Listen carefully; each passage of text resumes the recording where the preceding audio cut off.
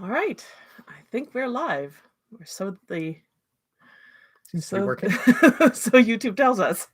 We do these so infrequently that they change the entire interface every time between when we do them. So we're always unsure. But hi everyone. Hello. Um, Well, welcome to our live stream. We crossed the 30,000 milestone. It was in early November? Yeah, mid-November, I think. Yeah. Mid-November, because we had a surprising big boost in one old video just after Halloween, and it wasn't a Halloween video. Some of the Halloween video. Oh no, it was a Halloween video. That's true. It was a different one that had a bit of a bump leading up to Halloween, but the very next day, November 1st. November 1st, it stopped getting views, unsurprisingly. But then another one, which was on magic, suddenly the YouTube algorithm decided it loved that video, and within a couple of weeks, we had passed 30,000 subscribers as a result of that. Which is amazing. Yeah. But then we realized we wanted to do a live stream, but it was all happening so fast, and it was just leading up to Christmas, and we just didn't have time. And then by the time we got around to it, which is now, we're past 35,000. So thank you to everyone for being here and being part of the channel's, whether you've been around for the whole time or just recently joined us, we really appreciate it. And it's been really exciting to see the numbers go up, because it just means we might be able to, reach more people and talk to more people. So really, this is just to celebrate that. Yes. To give us an excuse to talk to people. So why don't we start? I've got a couple other questions that people have already asked, but I see one in the chat. So why don't you start with that? All right. It's not exactly a question. It's a request. Do you want to read it out? Or do you want me to read it out? So Paulina said, please do a collaboration with another channel, focuses on etymology, called Name Explain. That would be a dream come true. Love your channel. Thank you so much. Yes, I know a Name Explain. I know Patrick. So that would be... Yeah, it is something we've talked about in the past, but we haven't sort of gotten we are so behind on one of our collaborations right now that I hesitate to take on another one because I feel it's bad. We are so slow doing the videos that it's always a bit of a problem. Like Patrick is so fast with his; he puts them out in such a quick turnaround. Yeah, he gets out 2-3 weeks now. Yeah, he keeps increasing the rate. So I feel like we would just be a weight around his neck. But maybe we'll manage to get ourselves act together and get in touch. Thanks for the vote of reminder yes. to do it. So if you have other questions or you just want to say hi, please go ahead and stick them in the chat. I will try to monitor that and pass things on to Mark as we go. But in the meantime, I'll start with a couple that some people asked ahead of time. So F Oxford is the username. Started with, what inspired you to start this channel? I think I was writing blogs at the time, and it just seemed to me to be a kind of dying medium, I guess. I wasn't getting a lot of response to the blog posts, and YouTube was right around then just starting to get big in the area of educational YouTube channels, and I thought, well, I could do that. But I wanted to try and focus it a little bit. I knew I wanted to talk about all kinds of, historical linguistics kind of material. And so I thought I wanted to come up with a specific hook that would be something that would be approachable and popular and intriguing for people to learn a little more about, and something that I would have no trouble coming up with, new topics all the time. And so I thought, well, I can just do the etymology of words, but I wanted to do something a little bit more in depth than just give the the pure linguistic word origin. I wanted to treat the history of language more broadly, and do a really how would I describe it? I guess trying to think of the word I'm looking for. A radically historicized, radical historical contexts for the words, so that it wasn't just a question of looking at a word in isolation, because words don't exist in isolation. Words are tied to their meanings, and they change over time because of lots of changes in the sort of cultural context. So I wanted to sort of tell the full story of how a word kind of evolves in its meaning over time. So that was the idea, and it's sort of kind of grew and expanded from these what were initially 5 to 7 minute videos to now hour-long this very deep dive into the historical context of the concepts that these words refer to. Mm-hmm. Yeah, I remember when we used to be really angsty about going over 10 minutes and how, like, could we really do it? Would that be okay if we made a video that was longer than 10 minutes? The last major video you put out was 1 hour and 7. That may have something to do with how our pace of production has slowed down. I know, might be that. By the way, I didn't introduce myself. I sort of forgot that you all know Mark, because Mark does the channel and does the videos. I'm his wife. My name's Avon, and I help with production and work on them, and we do the podcast together. So if anyone's here from the podcast, you'll know me. But otherwise, it suddenly realized that I'm just a random person in the picture. But that's why I say we, because he's the face of the channel and the research and the script writer, but I do a lot of other stuff, all the stuff that isn't, as fun. So I'm acting as that here. All right. Does that answer that question? I hope that answers that question.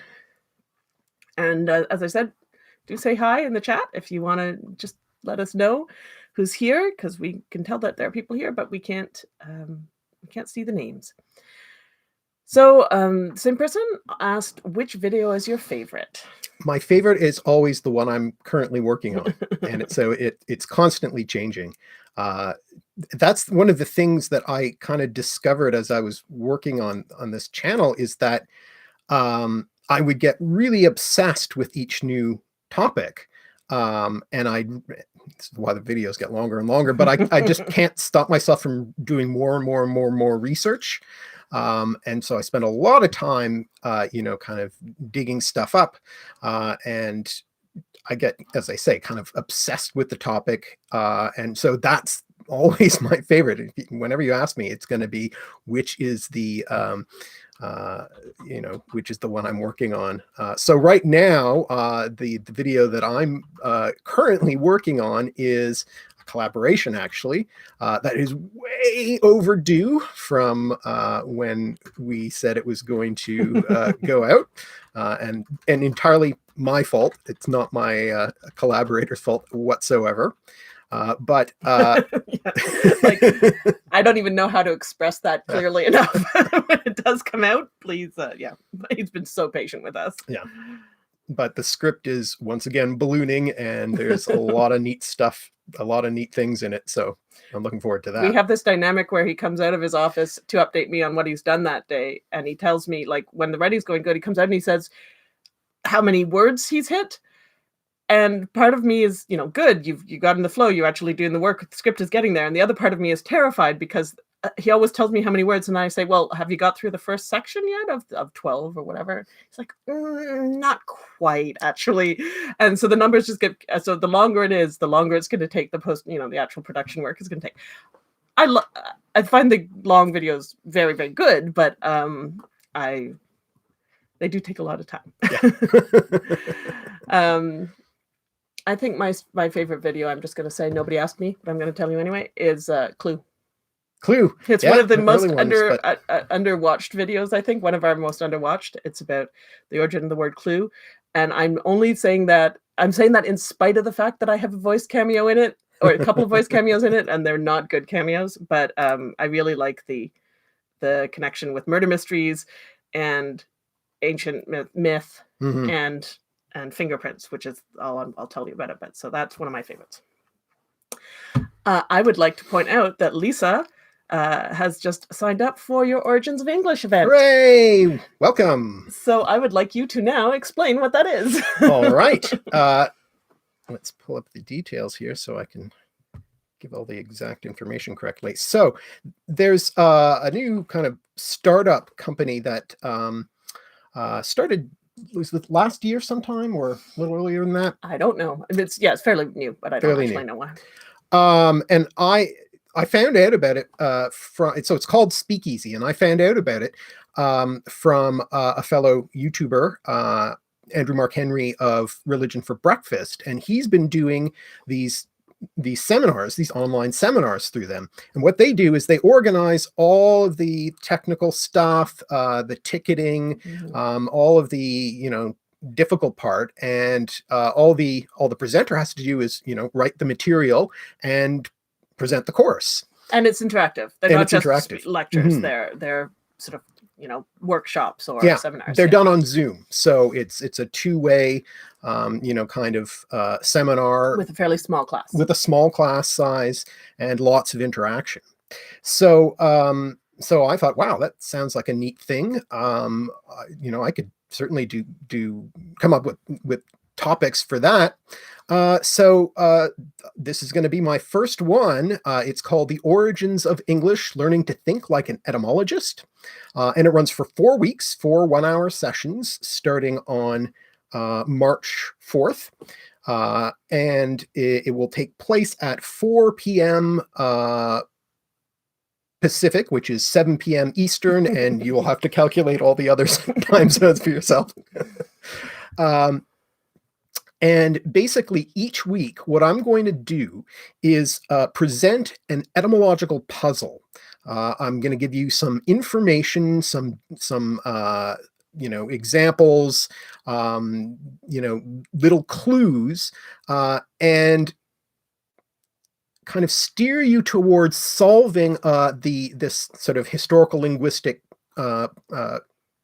conundrum, and by which you will then have kind of rediscovered for yourself something that famous historical linguists have done in the past. And so they'll figure out something about the way that etymology works, the way that languages are connected. And so each week we'll cover a different sort of divided into basically 4 fundamental principles that you really need to understand to know how etymology works. And so we will collectively, collaboratively solve these puzzles each week. And by the end of it, you'll be thinking a little bit more like an etymologist. So yeah, this is our first time. I say we, Mark's doing it. I'm just a promo person. But we're, if it goes well and if people attend and we're able to make it work, then we will hopefully repeat it and maybe make some more courses too. Yeah. That's the plan. And I'm going to be very honest here. These are paid. They do cost money. So it's different than the videos. We put out the videos and the podcast for free, and that will always be true. But one of the reasons that it takes so long for us to put out videos is partly because Mark has another job teaching, because the videos don't pay for themselves. Yeah. Frankly, my day job is teaching in a university. Yeah, and if he could put more time into the videos, we would. But to be able to do that, they have to pay better, and to be able to pay better, we have to have more time to put into them. So, not to be sordid and talk about money, but we understand that not everyone's going to be able to do these courses because they do cost money, and we're sorry about that. Hopefully, this is just a different venue. There'll always be the free material, and then this will be this that has to cost something to, because otherwise we can't spend the time on it. But we're hoping that those of you who are able to do it will enjoy it, and it will give you a different kind of interaction. So yeah, you can go to our website. I don't know. I don't want to put the link in the chat right now, but if you go to alliterative.net, it's right on the front page. You'll see it right there on the front if you're page. Interested. Yeah. And it'll be a small group of people. It's the 10 or 12 people. I think this 12 is the limit. So it'll be hopefully fun. And I just wanted to note that a couple of other people mentioned, or Andrew said he wanted to go. I don't know if you can't come because of the timing or for other reasons. If this works, okay, we will do more at a different time. Yeah. So yeah. So this particular course will be re-offered, but also new courses. I've playing around with some other ideas too, so there'll be lots more. And so Jacob, hi Jacob, yes, longtime podcast listener, and I think we've possibly interacted on Twitter before, or I've seen your name. Anyway, what video podcast episode did you learn the most creating, or took you in the most unexpected direction as you researched it? I mean, they all kind of take me in unexpected directions. If they don't, you don't do that topic. Yeah. Bellini was kind of surprising and interesting because, it started off with a cocktail and took me into the world of Renaissance art patronage, which, who could have predicted that? So that was a surprising one. I'm going to leap in for a moment and say that in some ways this seems like a cop-out, but our bread episode of our podcast a long time ago, I knew lots of stuff about bread and beer. I knew some of it, but there was a whole world of like what ancient beer and bread really were like, and how the sort of assumptions I had about how yeast and brewing and things like that worked were not true. So preparing for that podcast, I learned some stuff, but I actually learned a whole bunch of stuff from conversations that came out afterwards about beer in particular, about ancient beer, and like thinking about how it differed from modern beer. So I think that's actually one of the ones, it's a long time ago now, that I learned a lot about. All the color ones were good too. Yep. Lots of color ones. Also, in terms of unexpected, all the ones that I did on intellectual property. So there was, a series of 3 videos, not all done together. They're sort of spread out in time, but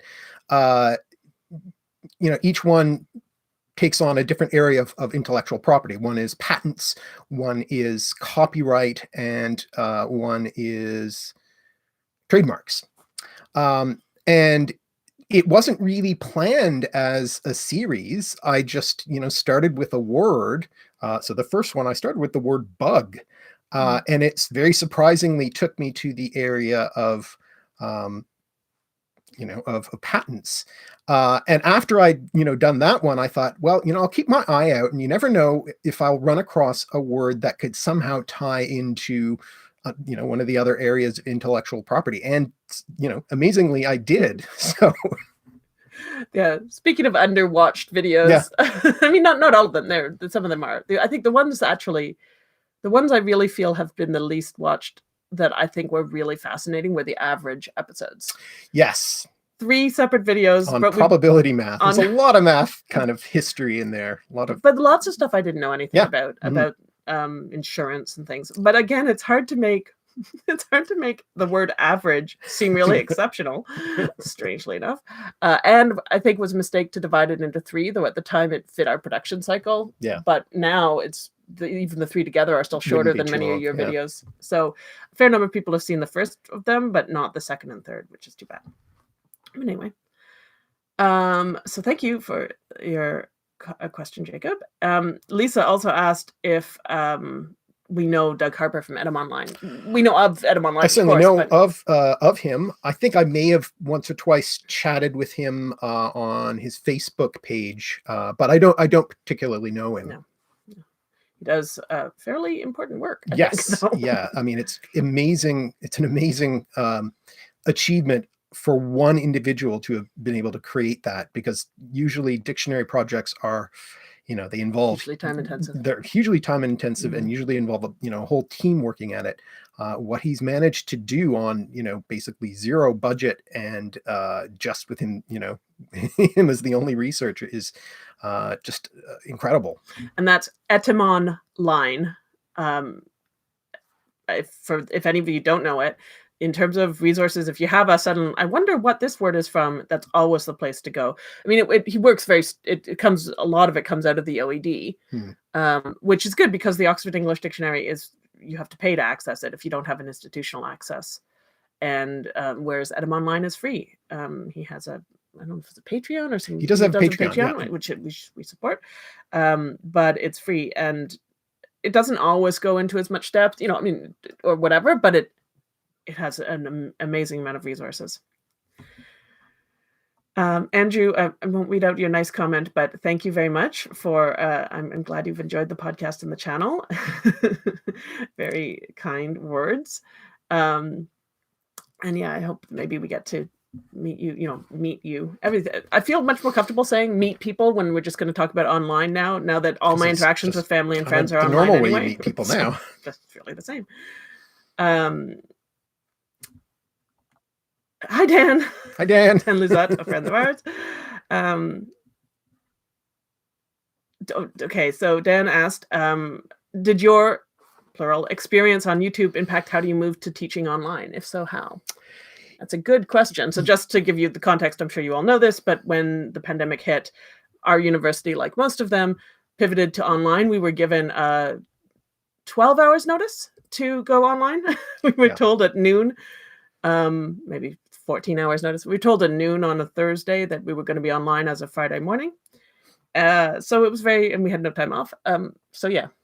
So go ahead and answer. Yeah, I mean, it certainly it helped me to hit the ground running. Absolutely, because I knew that there was already a wealth of material, a really high quality educational material online.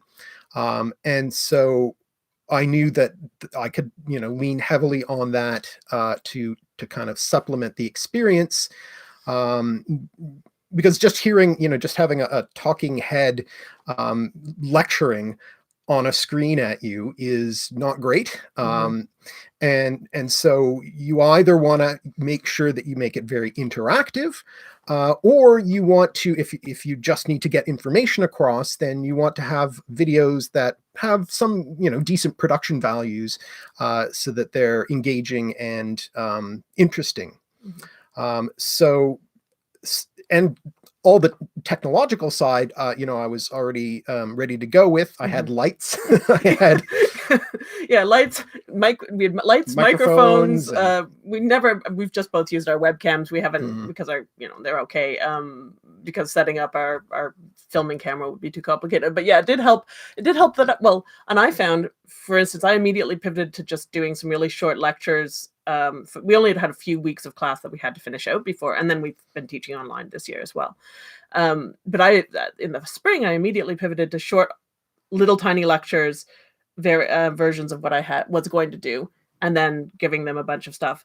And I did those and uploaded them to YouTube because I knew it would give them a transcript, and I knew how to do that. So like even very simple things like that, a lot of my colleagues didn't know how to do that, and why should they? But that was helpful. And for me, I was teaching a course this past fall on myth that I had never taught. Well, I hadn't taught before in 15 years. And I didn't have a textbook chosen. So I chose, knowing the YouTube educational space the way I did, I was able to actually use a whole bunch of really good short videos as my readings for this introductory myth course, which I then recorded lectures around and gave them, supplemented material, et cetera, but I was able to use that instead of requiring them to buy a textbook, because I knew enough to be able to be confident that there was decent stuff out there, and to be able to sort of tell what was decent and what wasn't quite easily. And I think that gave me a lot more comfort. It wasn't even knowing a ton more than they did. It just, than my colleagues did. It was feeling more comfortable with it. This wasn't a scary thing to do. It was okay to let students go on the YouTube and without it, devolving into horror. So. And if you are looking for, other good educational content out there, I can recommend, anyone who is a part of We Create EDU. It's a collective of educational YouTubers, and they're all very dedicated, and produce high quality stuff. So there's channels on just about any topic you might be looking for. You can find some of it. We aren't very good at sort of having a member list of easily available, but if you're on Twitter, for instance, you go to We Create EDU on Twitter, there's a list like the Twitter has a list of educators, and that's some, not all of them, but a lot of them. Anyway, Well, and they're the playlists. I suppose there are that's the playlists. other. Yeah, if you go to the YouTube channel, the channel. Weekly EDU YouTube channel has a bunch of playlists of people. So yeah, if you're interested in all sorts of topics, not just ours. All right, I've just realized that we failed utterly to do something important for this live stream. Yeah. Because Night Docked Or probably asked, "Hi, watch the videos and listen to the podcast. What's been your favorite cocktail paired with the podcast? Is there a drink you later thought would be perfect for a topic?" And I've just realized we don't have a drink. I think it's because it's only 3 here, and I just quite hadn't moved on to the cocktail part of the afternoon. But that was a mistake. So let's ask about cocktails, and then I might run off to get ourselves a drink. Favorite podcast cocktail?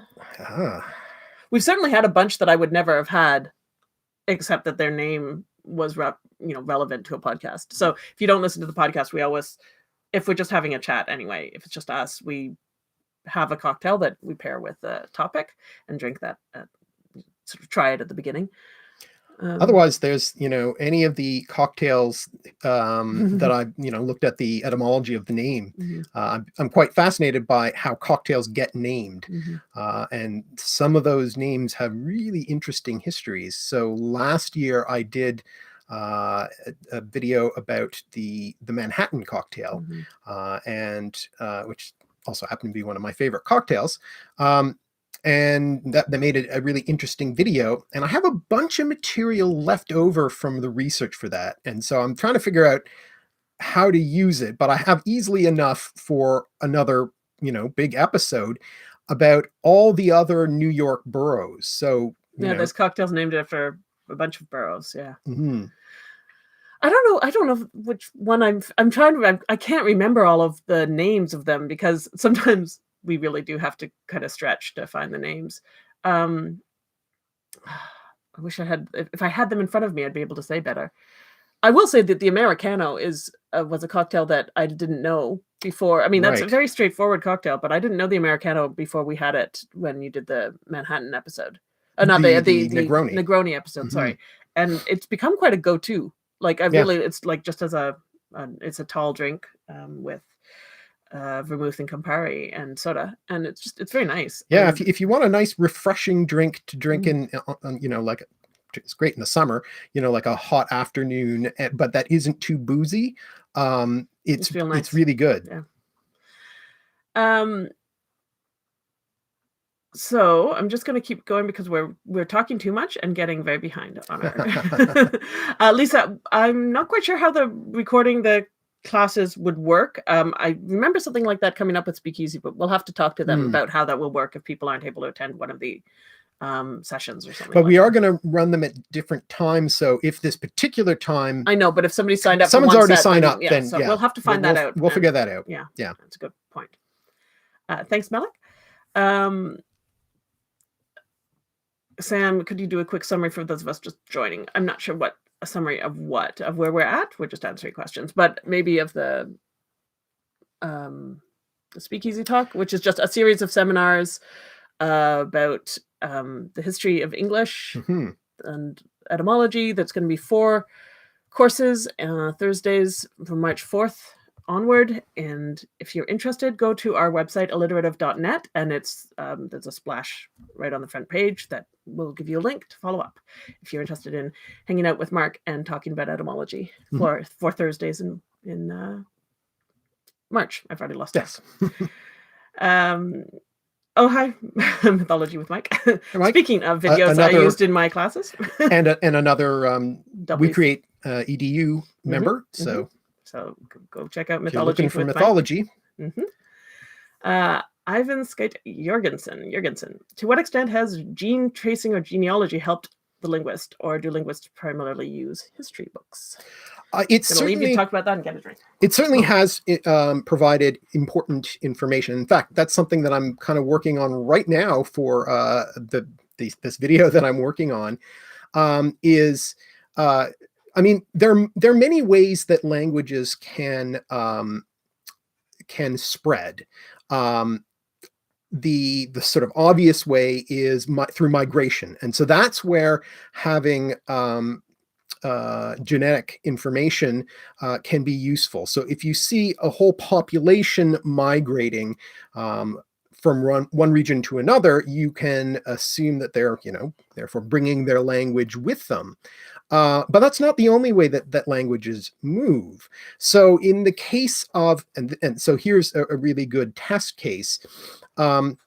In Britain, it's always been a huge question as to whether the English language, which came as a variety of dialects from northern kind of Europe, Germanic dialects, like the different groups like the Angles, the Saxons, the Jutes, and so forth. They came to Britain, the island of Britain, which was at that point, the main language there was a Celtic language. But it's always been a question as to, is this a large scale migration of people, or is this a small troop of elites of warriors who came and basically took over power, but not necessarily replaced the population that was already there. And recent genetic information is suggesting now that, in fact, it probably wasn't a huge migration, because the genetic population seems to have been quite stable. And so, in other words, the people who were there, the originally Celtic speakers, were absorbed culturally, even though they were not replaced, in terms of the genetic record. So the people of Britain are largely those, earlier inhabitants, but because the Anglo-Saxons, Jutes, so forth, because they came and took over through military force and had a dominant culture, the Celtic language disappeared with very little trace, but the and the Germanic-based languages that became English kind of took over. So yeah, linguists are now more and more looking at genetic information as an addition to the written, textual information that survives. But it's useful for periods where there is, not a lot of, surviving text. And so if you only have things like, genetic data to base it on, it's better than nothing. Here you go. Thank you. So this is a gin and tonic made with the Metamorphosis indigo gin. So it's gin with color. What is it called? Butterfly pea powder, or butterfly pea in it. That's a flower, PEA, butterfly pea, pea flower in it, and it's blue and it turns pink when you add anything with acid in it. So cheers. Cheers. All right, let me catch up here. Andrew, yes, we send us emails and we do answer questions, but very slowly. We're very slow at answering questions on email. I'm sorry. I think it's partly because we both use that email address and therefore think the other person's going to answer it. So yes, we're happy to get questions by email, but I will admit now that it's not the fastest way to get an answer from us. But send us things if you're interested in asking us stuff.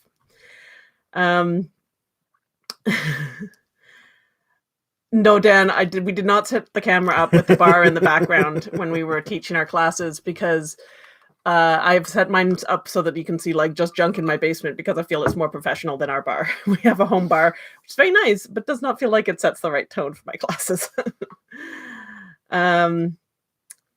So Nikos, thank you very much. Greetings to Greece. And thank you, Radar, for the congratulations. I appreciate you being here. There are many cool connections to Scandinavian languages, and I think that's one of these sort of not that you never talk about it, but we haven't done that, other than Rune, we haven't done that many that have sort of focused on some of the Norse and Scandinavian connections. It'd be an interesting topic to talk more about. Well, and I studied Old Norse as a graduate student, so I love doing Norse related things, and it's sometimes harder for unless you know Old Norse already, to spot the words in English that actually came from Old Norse, because they're both very closely related. Old English and Old Norse, they're both Germanic languages, which means you can find more distant connections between them, words that go back to a common Proto-Germanic root.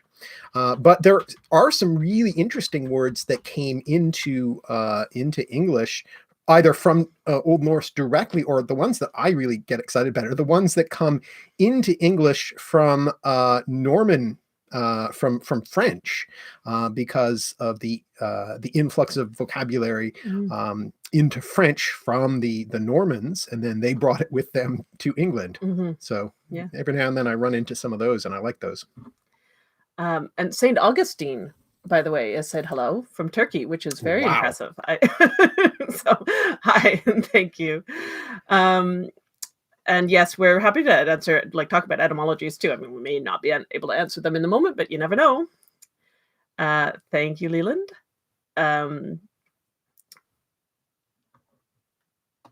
Apparently the stream wanted to hide the word cocktails in case it was bad. I appreciate them keeping us safe, but that is entertaining. Thank you, Emily. Diam.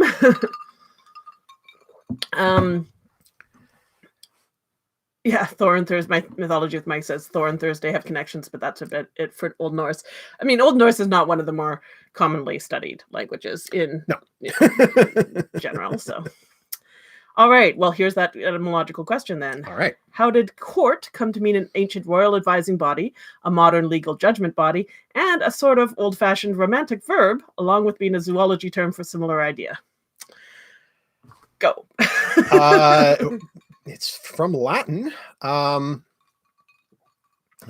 me put this together. It probably came through French. So I'm guessing there's a lot of Anglo-Norman implications for all of those things. What Latin would it be from? From the Latin word would be... Because I'm not actually coming up with that immediately. I wonder if it comes from hortus. Court? Not sure about that. No, it wouldn't come from hortus. It might come from the same thing as. To it. Let me just see. Now we're going to watch this in action. Grab one of the mini dictionaries and cohors. That's where it comes that makes from. sense. Right. Okay, fair enough. Yeah. The word cohors means group of people, part of an army. Surroundings. So a lot of those things are connected with, Anglo-Norman customs and laws, and that's also presumably the romantic one as well. Courtly love, again, that would come from Anglo-Norman, because of the French tradition of love poetry, connected specifically to royal courts. To royal courts, courtly. Yeah. So do you think that's where the word to court comes from as a verb? Yeah, I would guess so. Probably. Yeah. That connection through courtly love. And then the zoological thing just comes from people, the analogy to people. I don't think that's hard to figure out. And then the judgment, the legal. Again, from Anglo. So English law is based very heavily on Anglo-Norman law. The existing legal system of during the Old English period was pretty thoroughly replaced by Norman legal institutions. So a lot of that vocabulary, therefore, comes from French, from specifically from Anglo-Norman French. And the important point there is that the royal court was also the place you'd had judgment. Yeah. When royalty was also the judges. So that would make sense, I think. Yes. Consider a collaboration with Jackson Crawford. That is somebody else whom we don't know, and we need to reach out to at some point. I watch his channel. Yeah. If you don't know Jackson Crawford, he does Old Norse stuff, but it has this awesome Western Cowboy element. cowboy vibe to it, which is really cool. And I think that it's a really good comparison to the the world of Iceland. Yeah, he does like language stuff, but also sometimes about the sagas and things like that, right? Yeah, that's somebody we should, if we ever get this one collab done, should be keeping a list here. We need Patrick and Jackson Crawford, for sure. Are good. I mean, there's a number of other people I'd love to do collabs with. We just just need to write this one you're working on now. Yeah, I think he does talk about mythology too. Mike says all he remembers about him is his hat. Yeah, that's fair enough.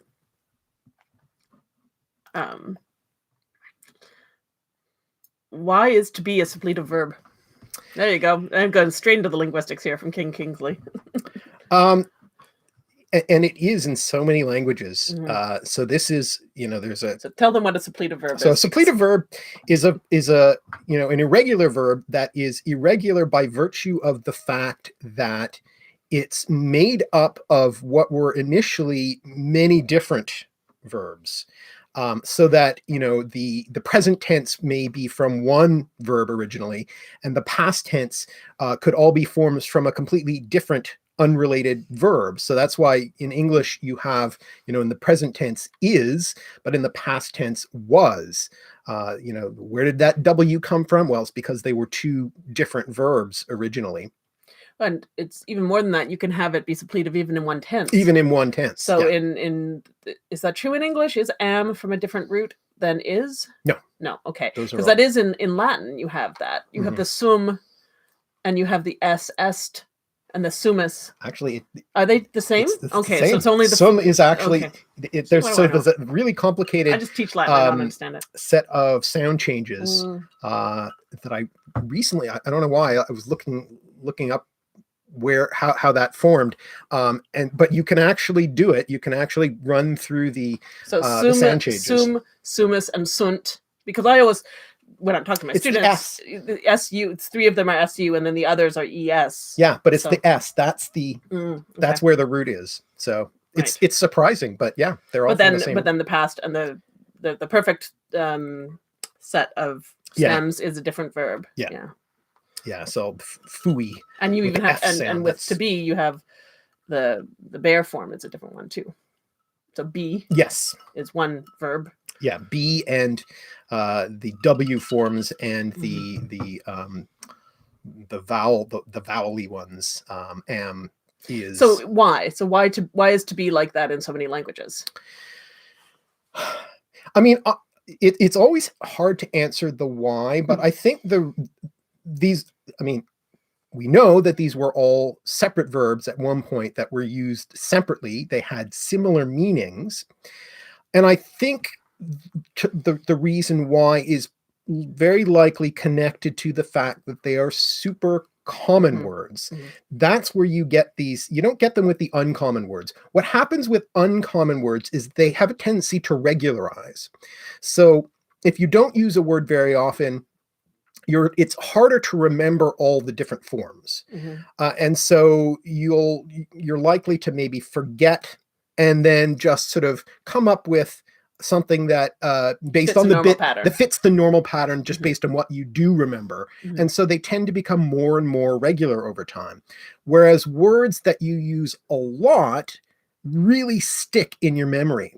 And so they tend to change very little. So you have a tendency, therefore, for the really common ones to be unusual, to be irregular, and the common ones to become more and more regular over time. I'm not sure you said this right. Anyway, the uncommon ones become more regular. The common ones, yes. The uncommon ones become more regular. The common ones maintain their irregularity over time. They're resistant to change. The podcast Lingthusiasm just recently was talking about this. In part, they were really talking. The most recent episode was about imperative, the imperative form, but they got into a little discussion of suppletive verbs and the verb to be and its irregularities in so many languages that you might find interesting. They were talking about how you see this with children in the same way that imperatives tend to be short because we use them to children all the time. And so they need to stay simple because they're some of the first verb forms that children learn. Stop being a really early verb form you use with children, for instance. Sit down, stay there, don't touch. They learn those fast. And that's why imperatives tend to be short and simple in terms of compared to other verb forms in a language. And then they got into a little side discussion of the verb to be. Anyway, I recommend that podcast if you don't know it. Lingthusiasm. All right. Let me catch up here. The chat keeps getting away from me. What can you tell us about your own accents? I've been wondering about that. Canadian. We're from Canada. From Canada. Yeah, we're both from Ottawa. And so our accents are Canadian, just sort of middle of the road Ontario accents. But, and I forget that doesn't sound normal to American ears because American accents sound so normal to our ears. That's about cultural transmission. Yeah, we have a fair amount of Canadian raising in our dialect. Yeah. And some dialectal variants, like uses of words that are either Canadian or British. Yeah.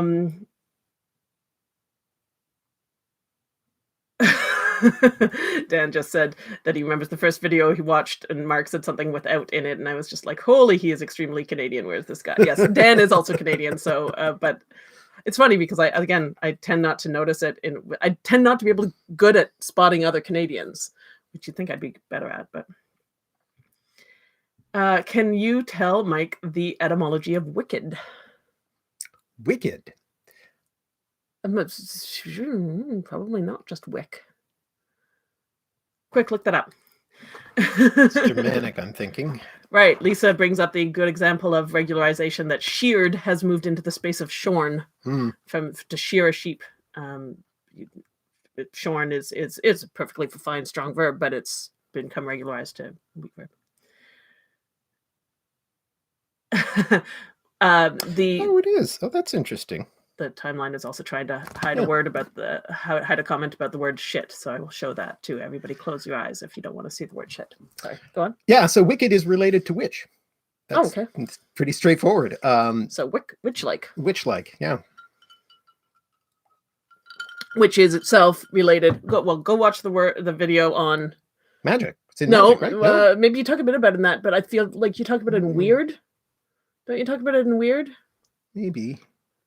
This is the trouble with videos with lots of connections. I think I went into it in more detail in magic, though. Okay. I feel like maybe we talked about it in the podcast about about weird, perhaps. Maybe. But no, magic. It's in magic for sure. I'll go look that up. So Ivan asks, has the verb shit become a weak verb in Canada like in the US, or is it still a strong verb? Inquiring minds want to know. You mean is it shit shat? Shit shat. No, shit shitted. Yeah, I think it's become a weak verb. Yeah. No, nobody says shat anymore. Unless they've tried to be very intentionally funny, I think. They might do that, but yeah. Oh, Lisa's in Toronto. Oh, well, there you go. Canadian. We're only 4 hours north of you. We're up in Sudbury. So that won't mean anything to anyone who's not in Canada, but she'll know. I've heard language get simpler over time. This is emulate. I've heard language get simpler over time in vocab and grammar rules. Does this change its expressiveness? Did people 100, 1,000, 2,000, 3,000 years ago have the same amount of expressiveness as us? It doesn't necessarily get simpler overall, but certain aspects of language can have a tendency to become simpler, specifically when you have two language groups in contact. So, that can, especially if there's heavy influence from one to the other. So, for instance, English, the inflectional system of English became, has gone in this process of becoming simpler and simpler and simpler to the point where we use very few inflections in modern English. Meaning the changes of changing the forms of words. Now, the way that you tell, the grammar in modern English is all about the order you put the words. But if you have a language in which the grammar works through changing the forms of the words rather than the order of the words, that requires a speaker to know all those different forms. And so specifically as a result of English coming into heavy contact with Old Norse, because of the Scandinavian settlement in the northern part of England, the two languages, their roots were very similar because they're closely related Germanic languages.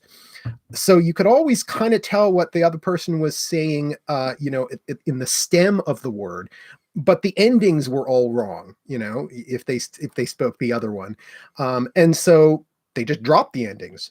And started to rely on word order and start to rely more on word order to tell what was going on. So there are certain things that do simplify in certain contexts over time. Now, does that make modern English less expressive than Old English? I don't think so, but we have to express ourselves in different ways. Yeah, I mean, it's an ongoing complicated question, and one that's open to, I think, a lot of sort of impressionistically good, but not necessarily very rigorous answers, where you can sort of feel like, oh, this is more true or that true. Languages that don't mark for tense, does that mean they can't talk about time? Well, no, it doesn't mean that. Does it mean it changes the degree to which they do? Maybe, but this is an ongoing discussion. But one of the things I think is interesting is, I think it might be a little bit like that study that they've done on language speed. So I don't remember the details of I can't refer you to the study right now, but they've studied a number of different languages where, some languages, the words are really long. Some languages, the words are really short.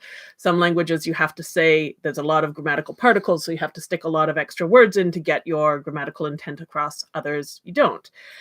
And therefore, you might think that they are some words take longer to say. So if you have the same amount of information to impart, it might take longer to get. It look like it would take longer to get. But they've done studies and said, basically, the amount of information, if you counted it in bits, the amount of information you get across in a certain amount of time in most languages is pretty much the same, regardless of how different the languages look at. If you look at them in terms of word length or speed of speech or phonemes or any of that, basically the same amount of information is conveyed by a language, by its speaker, speaking at a normal rate in every language, within some variance. So I suspect that the same sort of thing is true of what we talk about, like languages simplify, sure, but certain elements simplify, others will, our English grammar is much more simple than Old English grammar in some ways. Our range of vocabulary is huge. The English language has a vocabulary that an Old English speaker couldn't dream of having. Now, do we need to use every single one of those words? No, but we have a whole bunch of options. So, one thing may become simpler, another thing may become more complex. So I don't know how you quantify it in such a way that you could really do a study the same way, but my guess might be that it goes that way. Here's a question from Professor Newman. What do you think about the internet practice of intentional misspelling for humor, like, for example, stonks, or the weaving numbers into things like LE? You can't read these things out. Leet, L33T. Right. Or is this the downfall of English as we know it? Or is this the downfall of English as we know it, or a fun evolution? This has been going on forever. Yeah. I mean, the word okay comes from a deliberate joke, a deliberate misspelling of the words all correct, but spelling it as OL and correct starting with a K. This happened in the 19th century, and it has now become probably the most widely spread word in the world, being borrowed into so many different languages. And if you look at medieval manuscripts, the way that they do abbreviations, they do all kinds of things to play with the way that the word looks on the page, often to kind of save space because parchment is expensive. So where people are really good at playing with language, either for efficiency or for humor, and that will never change. Yeah, I personally think that all of those things are just, we always, I think probably all languages have always done a lot of humorous things and playful things and silly things and in-group things, because a lot of this is about expressing in groups. So slang develops in part to, so that you can have a commonality with somebody else who has the same interests or are excluded from the same groups or whatever.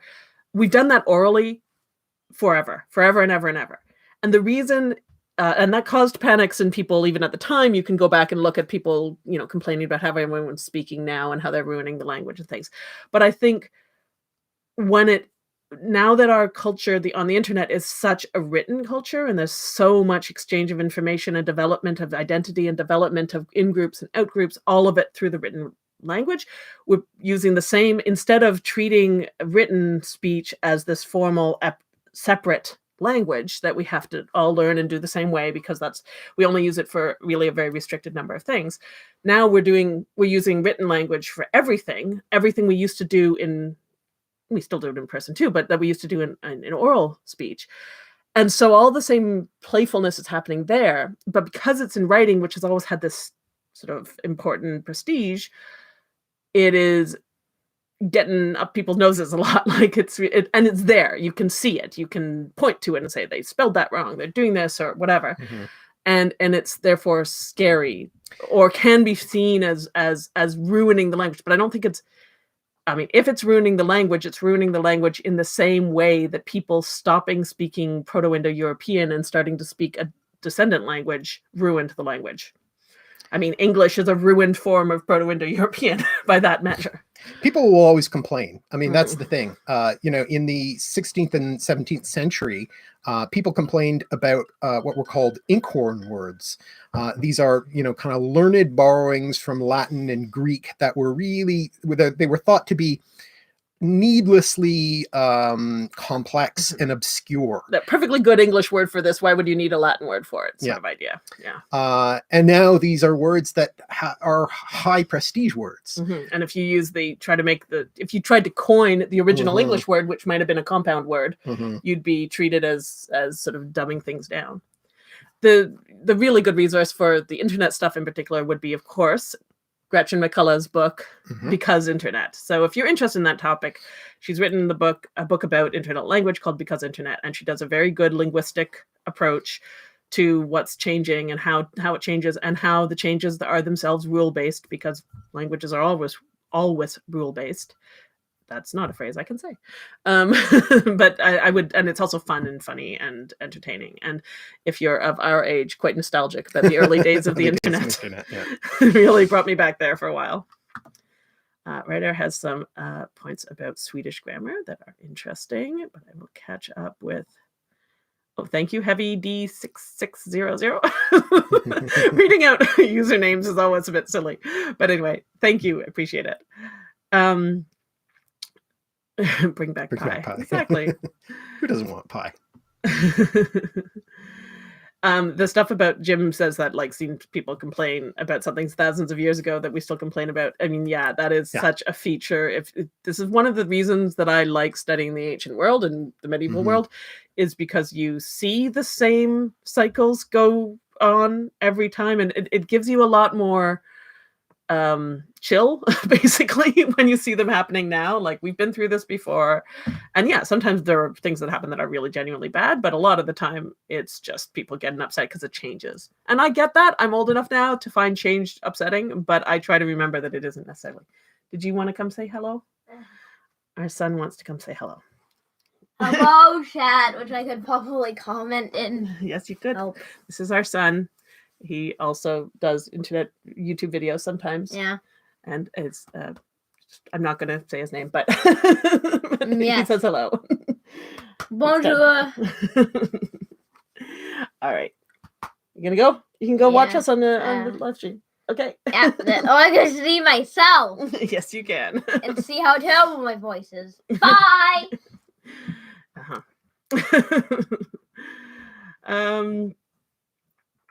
English has changed by Shakespeare. Yes, exactly. And every author who's written mm-hmm.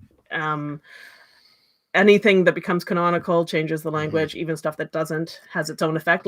Think about how much science fiction has changed mm-hmm. language in general. But between Shakespeare and the King James version of the Bible, coming right around the same time, they introduced so many idioms and words into the popular consciousness, whether or not they were, whether or not Shakespeare invented those words himself or just used a word that was kind of obscure before, but he made it famous. So, between those two sources, Shakespeare and you can trace so much to those two things, the King James Bible and Shakespeare. Though it's, as you said, it's a lot of the time it's said that he invented a ton of stuff, and it's probably hard to know, but a lot of the time it's that's where it's recorded, and that's always a problem we have with knowing where words come from, is how long they spend in people's mouths before they get written down. Much less of a problem now, because somebody comes up with it and in 5 seconds it's on Twitter. Now so tracking stuff, what was it, doom scrolling, that like you could track down to almost exactly who said it within 3 weeks of the pandemic starting. Here's one. Why is the plural of mouse mice when the plural of houses houses? This is from King Kingsley. So there are a bunch of what are called athematic nouns in English that preserve an older kind of way of doing plurals, I guess.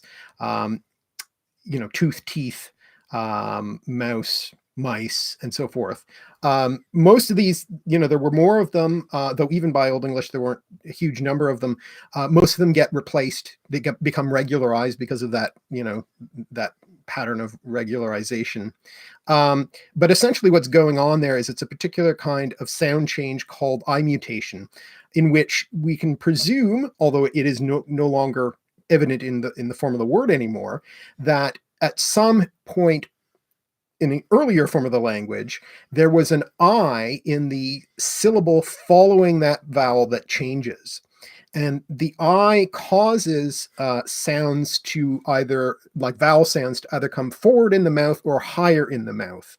And so that's the case with mouse, mice, tooth, teeth. They tend to move from these back vowels, these vowels that you pronounce at the back of your mouth, to these, ones that are high in front, like I, all these high sounds. So does that mean that it was mousey before? That the reconstructed form would be mousey or mousei? Something like that. Yeah, there would have been an ending there. That makes me happy. Thank you for asking that question, because that entertains me. Except it would have been moose. Details. In Old English. Moosey, moosei. Something like that. Still, it's pretty darn good. And moose is not pluralized as mice or moose as meese or anything like that, because of course it's not an English word. Yes. So, things. Will asked, what do you say of hell? I'm not sure. You'll have to tell us more what you mean. Or fate. Because I'm catching up with this late. If you're commenting on things we said, then I've already forgotten them, which is unfortunate. But thank you, Danny. Thank you for saying hello to our son. The only cool cachet we ever get with him is because we know some other YouTubers that he watches, so we have to sort of play that for what we can. It's our only moment of coolness. Do you think English will ever settle on a word for that strange, weird, funny feeling one can't quite put a finger on it? I don't know. You make a attempt to make it spread on Twitter. Make fetch happen. How many languages do we speak? Speak is a strong word for languages that have been dead for hundreds of years. So, how many languages do you speak? Well, I really mainly speak just English. Though I have learned some French. Yeah, I would say to speak a tiny amount of Japanese. I speak English and French. I'm not bilingual exactly, but I'm pretty fluent in French. But read is the question, really. Read / can teach. You? Old English, Middle English, Old Norse, Latin, and I can fake my way through a few others if I need to. Yeah. I'm not going to count the fake my way throughs, because that's just me guessing at Romance languages. So I can read and teach in Latin and Greek. Are the only other languages that I know. Yeah, I mean, I can fake my way through some Italian if I desperately need to know what it is, but only if it's written. I can't, sound is too hard, but I can kind of, and you can probably fake your way through some Scandinavian if you various Scandinavian languages if you've got them in writing and a Yeah. dictionary and some time. Yeah. I mean, I was at the point where I could, with the dictionary, read modern Icelandic fairly comfortably. Because all the editions were written in modern Icelandic, so the footnotes were in modern Icelandic. Right. So to understand, and you really needed the footnotes, if you're like, for instance, reading skaldic poetry unaided is often quite difficult. Yeah. So the footnotes are often necessary. So I, got reasonably comfortable reading the footnotes. Whereas in my field, classical texts until very recently that were in Latin or Greek were edited in Latin, which on the one hand was good because if you were learning Latin, it was also in Latin. On the other hand, if you're learning Latin and the explanations for things are in Latin, it can be a little annoying. Any idea why the A form of the simple past is disappearing? Asks Noel. Noel? Sorry, Noella. Sorry if I'm getting that wrong. Sink, sank, sunk. People will just use sunk when we used to say sank. Yeah. The answer that I have to go for a moment. I'll be back. And again, I think it's just that that question of regularization over time. I mean, a lot of words that have the so-called irregular past tenses lost them completely and just do their past tense with ed. But there's this sort of in-between stages where the past tense and the past participle kind of one replaces the other. And I don't know that there's any specific pattern to which one gets the wins out. So in that case, though, sink, sank, sunk, the past participle has taken over the role of the past tense. There are other words that have done that too. It's probably a sign that they're on their way to becoming a so-called regular past, regular verb with their past tense in ed. So maybe in the future we'll be saying synced. I don't know. Hard to say though, synced. So maybe not, but yeah. So that's what happens is you do see the past tense and the past participle just sort of falling together, and one of them will stick and the other one won't. And yes, thank you. Our son is very nice. Whoops, I just scrolled down too far.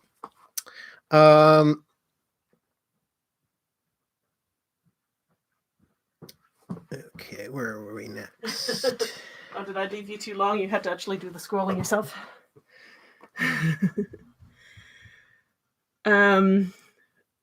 Jim? No, don't worry about it. Okay. Jim, I found language isolates fascinating. It would be great if you could make some videos about more obscure ones. Yeah. Everyone knows about Basque, but there are others. Make one about Korean and see how many comments you get on that. Yeah. Well, we get a lot of comments on our videos telling us, a number of comments on our videos telling us that we're wrong about everything because the origin of all the world's languages is Korean. It seems to be one of the things out there. And I don't want to weigh into, what the whether or not Korean is a language isolate or not, and the various theories about trying to build a family, because I don't know nearly enough about that stuff. But I'm always fascinated by Sumerian. I know nothing about it, but well, we'll keep that in mind as a topic. It's true. There's a bunch of isolated, either isolates or potentially isolates, like talking about why people think they are or aren't. Yeah. Like even if you don't get into the specifics of some of the more disputed ones, talking about what that means or how that could come about, how that could work. That'd be something interesting. Okay, so have you seen Blade Runner? Oops, I'm missing. And or the great new SF series, The Expanse. If you have you reflected on their futuristic English influenced by Spanish, Chinese, and other major languages? I have seen Blade Runner a long time ago, though. I haven't watched it recently. And that was the original one, obviously, not the sequel that came out. Yeah. We haven't watched The Expanse, though I've heard nothing but good things about it. The other one that does that a little bit is it doesn't do quite the same way, but Firefly did a little bit of that, sort of trying to envision a world with Chinese in it, except that it did it, but without really any input from actual Mandarin speakers, is my understanding. So that's a bit of a problem. But anyway, I mean, so we can't really speak to the specifics. Yeah, I don't remember it well enough, Blade Mhm. Runner. Mm-hmm. I'll have to watch it again. But I mean, the basic idea that English would continue to be affected by the large populations, and that especially if you get mixing of isolated populations. Mm-hmm. Well, and that's something that David Crystal always says is if you want to look at what the future of English is going to be like, look at the sort of world English dialects rather than the hyper local ones, because that is going to become more and more important, and therefore more and more influential. Mm-hmm. Thank you, Nuala, for giving me your pronunciation guide.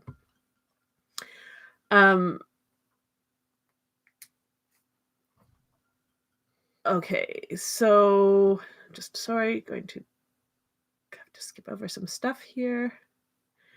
You say synced like synchronized, that's true.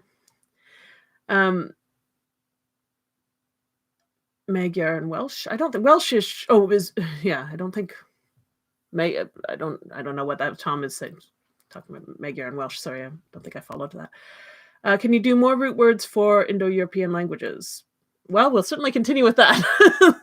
But we don't. I mean, you don't generally work with words that are your starting points are always English words. An English word, yeah. Now that often takes us to other languages because English loves to borrow other people's words. But is it really borrowing if they don't give it back?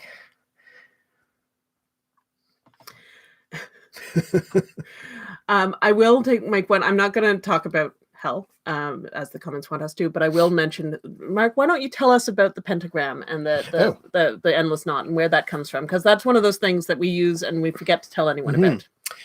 It was inspired by a thing in cognitive science called there's different versions of it, a hexagram or heptagram, depending on how many things you pointed at to, how many points you have in the star, that shows related. The way that cognitive science is a very interdisciplinary subject and has many related fields that it encompasses. So I kind of put together my own 5-pointed star. It was also partly inspired by a 14th century English poem called Sir Gawain and the Green Knight, in which he has in the poem it's called the pentangle, or the sign of Solomon, and it was the sort of sign of his commitment to truth in that broader sense of the word truth, like Superman's truth, justice, and the American way. They were his virtues, his 5 virtues, basically. It was a symbol of that in the poem.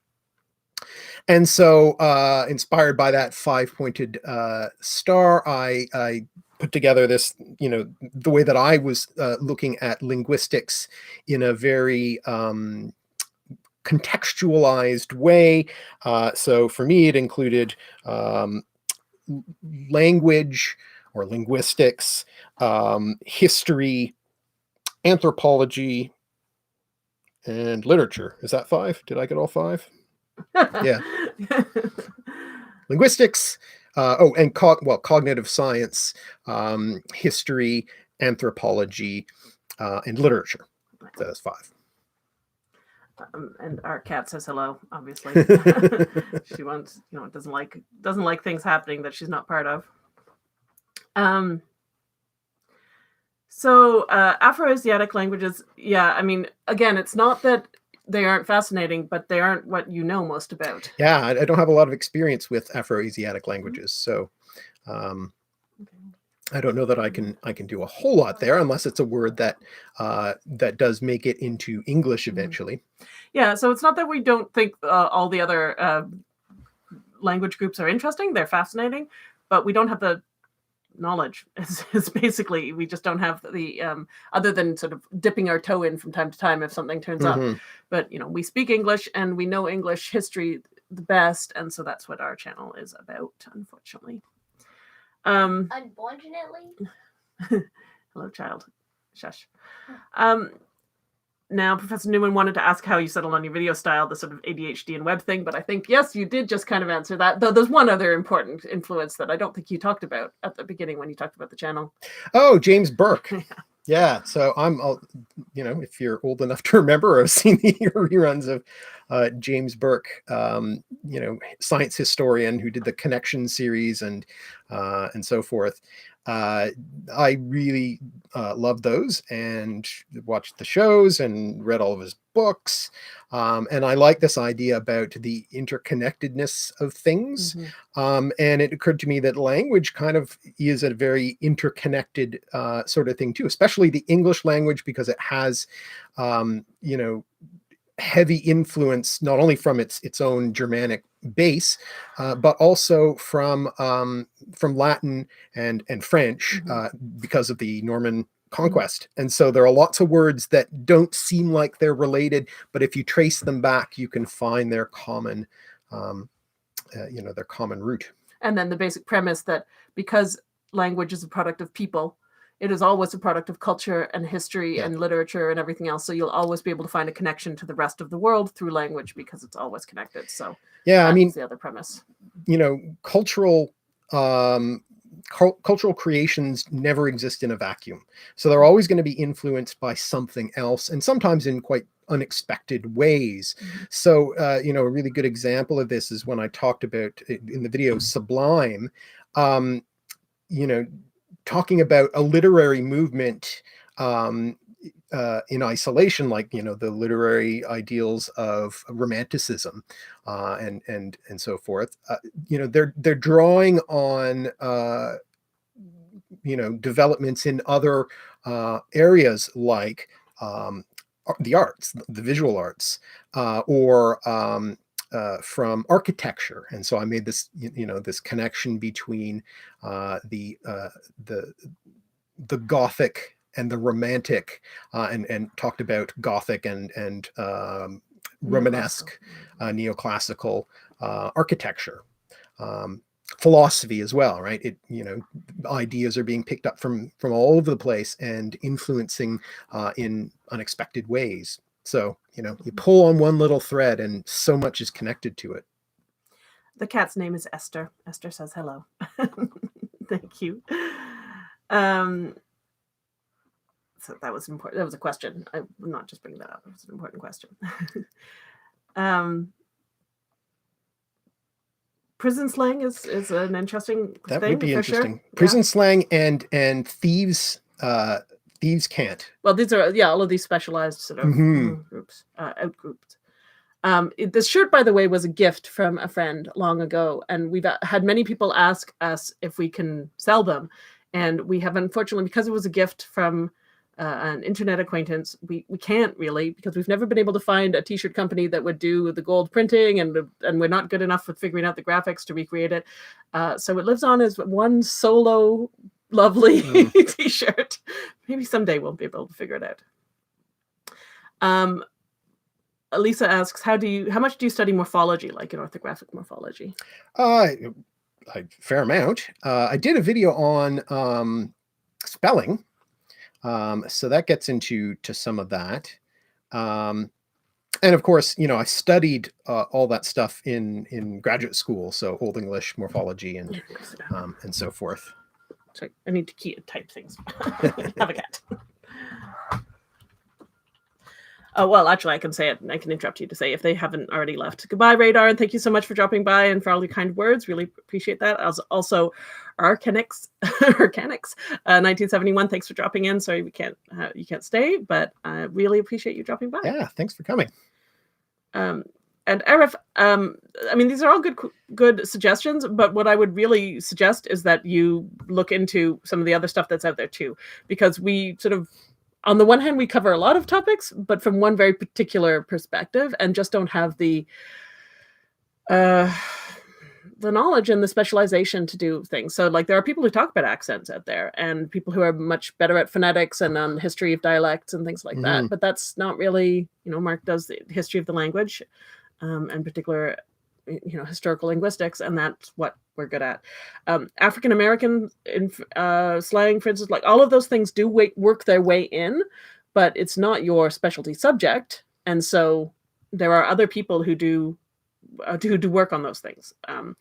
And we try to sometimes link to them, but maybe we can do some more on the community tab or on Twitter or something, do some more pointing out of other places that people can go. We tend to sort of stick to the etymology stuff because we know that's what people are interested in. But there is a real world of linguistics videos out there, and also linguistics podcasts. If you are interested in podcasts, if you in fact find Lingthusiasm, they have a webpage devoted to. So if you find lingthusiasm.com, I think it is, there's a website on there, or a webpage on there that has lists of linguistics podcasts. And there's 30 podcasts on there that cover a whole range of different approaches. And I would definitely recommend that to you. Oh, there you go. Dan has given us Simon Roper for accent videos in England. And I will be doing, I do have a video coming out on rock and roll, which does have connections to African American slang. So there'll be some of that. Cool. Well, I mean, the funny thing is we think of ourselves as language and history, but I think that most of our audience thinks of us as language, which is totally fine. But it's just funny because historical linguistics. They're all together. But both of us are also very much people who've studied history as a field, or history through literature. We're both really literature people, but you can't do literature without history too. So. Cool. I think we might be getting to the point when we need to draw to a close. Do you want to just mention, sorry, shameless plug now. Just mention the course that's coming up. Did we do? Oh, we didn't. All the. Well, I think we touched on most of them. Yeah. Okay. Other educational YouTube channels. I mean, again, go to We Create EDU. YouTube/We Create EDU, and look at the playlists there. We would recommend any of the channels that are in the We Create EDU channels. We have friends who do we're part of that community, and they're a very supportive community, and the people who do every kind of science and every kind of humanities things, there's really good videos there. So Kevin Stroud from History of English is awesome.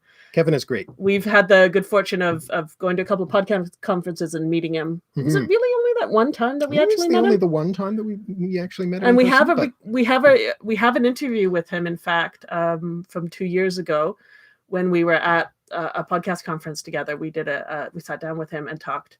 So that's the History of English, which is a very detailed going through of the entire history of the English language. He's finally hit Middle English after 4 years or something. And he's wonderful. And so we have an interview with him in our podcast if you'd be interested in that. And he's great. I really like him. Yeah. So yes. So before we leave you, we'll just tell you about something that's upcoming, and in case anyone else is interested in it. So this is a course that I will be offering through Speakeasy called The Origins of English, Learning to Think Like an Etymologist. It will be 4 one-hour sessions starting on March 4th, so every Thursday at 4 p.m. Pacific or 7 p.m. Eastern.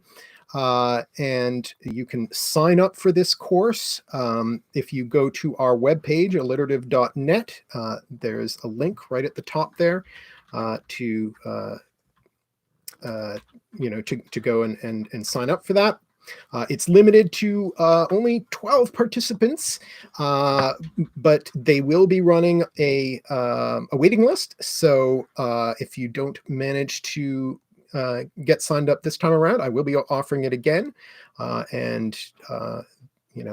you will have another chance. And I am going to put the URL for the event in the chat now, because there we go. There's the direct link. I feel like I should. And so so if anyone's interested in joining Mark for that, maybe we'll do, every time we do one of these, we say we'll do another one soon, and then it's a year and a half. But if we hit 40,000, we'll do another one then, if not before. Because it's always really fun to hang out. So thank you to everybody who's dropped by. And if you have any more questions, we can answer more things. But otherwise, we'll say thank you so much, and promise that Mark will have some sort of video out soon. I think we're going to do a really short one. There's another really short one this week, just to tide people over. But the one you're working on is the collab. I'm hoping it will be out in March. Feel free to put pressure on him to do so. we hope it'll be coming out soon. So thanks so much. Professor Newman, we appreciate all of the questions. It's great. Oh, thank you. I can't say your username out. RJRWLCO. I don't know how to pronounce that. But it was great to talk to everybody. Yeah. I'm sorry it's only Great sort of one questions, way, everyone. but we really appreciate it. And thank you so much. Whoa. All right, you can come say goodbye to them if you want. There you go. Wave goodbye. Most of the- Oh, Roger Wilco. Of course, that's what it is. I should have known that. Who needs vowels? Silly of me. Okay, so And cat. say goodbye. Yes, she knows. All right. See you. Thanks, everyone. Thanks Bye. so much. Bye. Yeah.